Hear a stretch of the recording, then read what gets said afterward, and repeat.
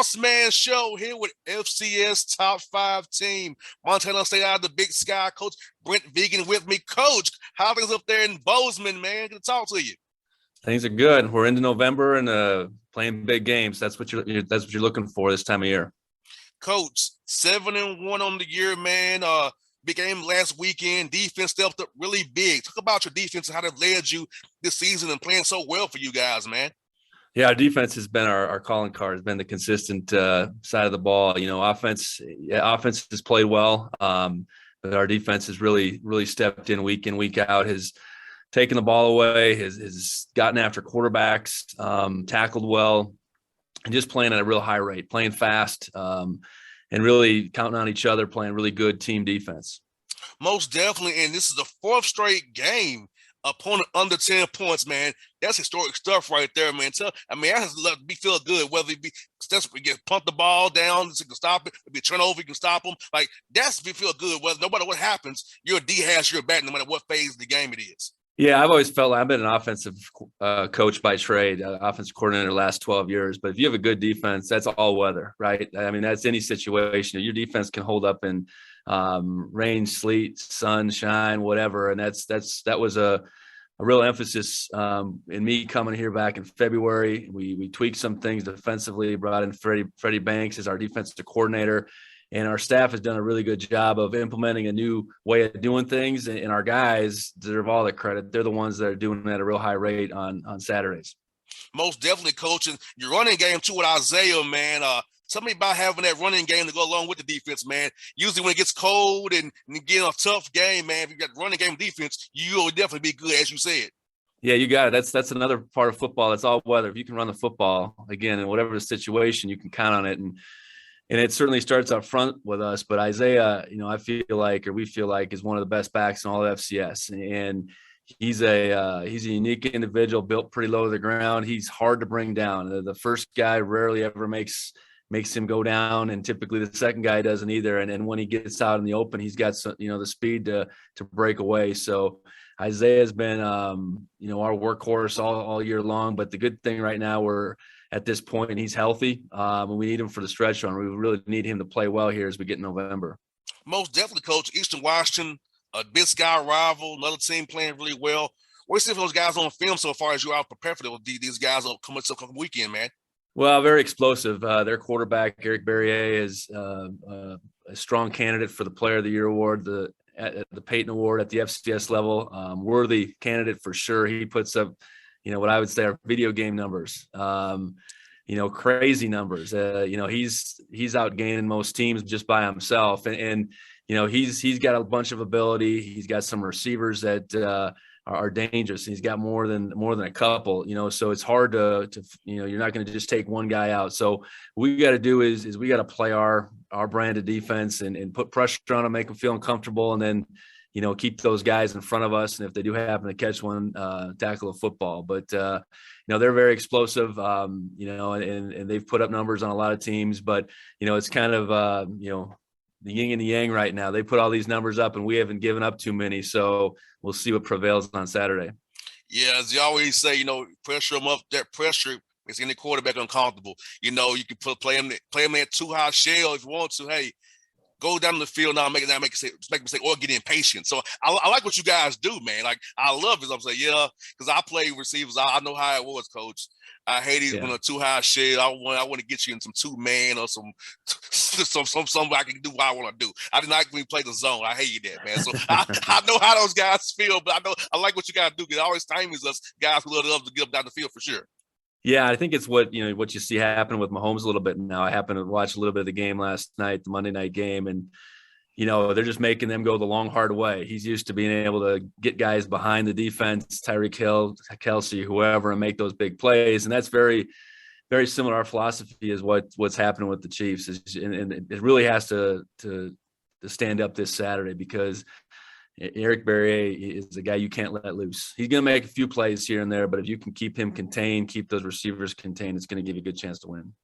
And tell me, ask this, coach, what about Montana State said to yourself, hey, I want to come here, lead this program going forward? I know it's a great university. I told you, I'm cool with Coach Sprinkle. He tells us a lot about Bossman, how good Bossman is. So what about this opportunity, university administration, that you said, hey, it's a good spot for me and my family to come here? Well, for me, I'd been at Wyoming for 7 years in this part of the country as a coordinator. I felt like it was my time if the right opportunity came up to be a head coach. And then this job opened up in January, and a lot of things just aligned for me. The part of the country it's in, my family and I thoroughly enjoy. I've coached at the FCS level at North Dakota State, and when we were back at North Dakota State, felt like Montana State was one of those schools that you had to contend with. We played them a couple times and out here in Bozeman in front of some raucous crowds. So you felt like this is a place that really supported their team, their sports well. And that's all been true. And then, on top of that, Bozeman is just a dynamic area in our country that's growing by leaps and bounds. And there's just so much going on here with the town, with our university. And we certainly hope so with our football program as well. Coach Sprink's got them going as well, too. So a lot of good things happening here. That's a direct flight, young men, from Bozeman to Atlanta, guys. So it's a direct flight from here to Bozeman. So it's just where you coach. That's all you got to do. No question. That airport's open it up. The world is a smaller place to get to Bozeman, Montana right now. I know that for sure. Most definitely, Coach. The Mayor's Kiss, man, having this season to kind of prepare you guys with a true spring and summer. With the COVID year, Wyoming was not what it was this year. Get guys build camaraderie, build that culture, build that structure. So tell me about how key that was for you as well, Coach. Yeah, the decision not to play in the spring was already made before I took the job, but I agree wholeheartedly with that decision. And we had an opportunity to come in here as a new staff with some new ideas. While our guys were frustrated they didn't get a chance to play in 2020 or in the spring of 21, I think by that time they had their sights set on the fall of 21, and we had to do all we could to bring this team together, to implement new schemes, to a new style of thinking, I guess, a new style of play.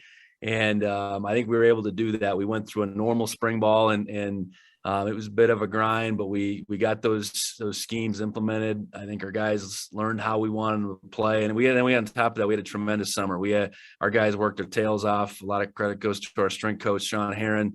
He got those guys going and continued to change who they were as athletes and just their mindset. So we hit the ground running this fall, and we've continued, I think, to improve. And now we have this big test here this week against Eastern, and I think our guys are poised and ready for it.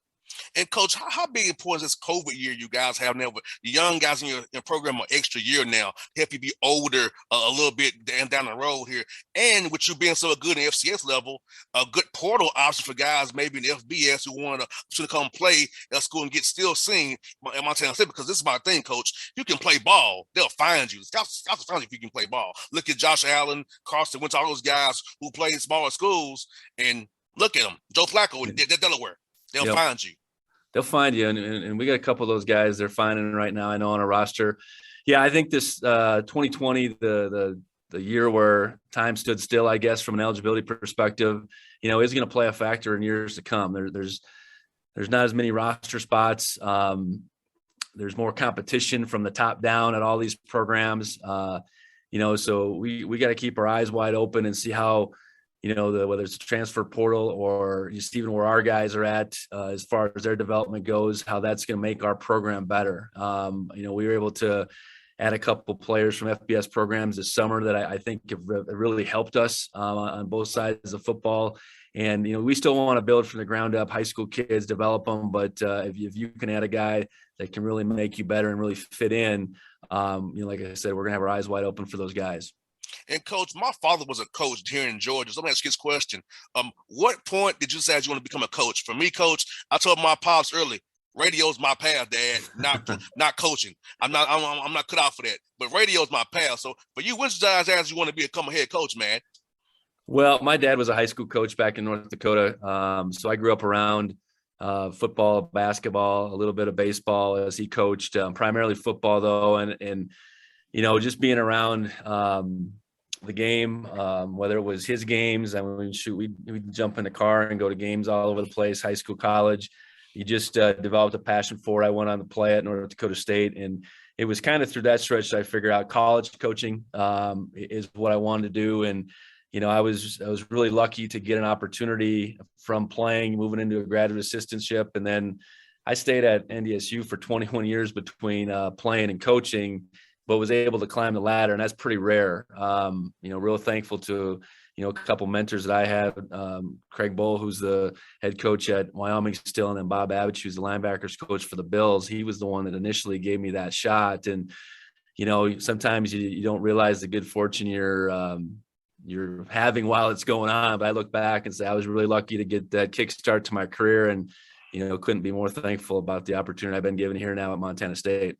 And Coach, I see my father, guys still call him 40 years out on the road. He's 80 years old now. They still call my father. So for you, how sad is it when you see your young men who you coach become husbands, become businessmen, become different things when you go to their weddings? How's that for you guys in your career, man, seeing your young men who you coach become men officially?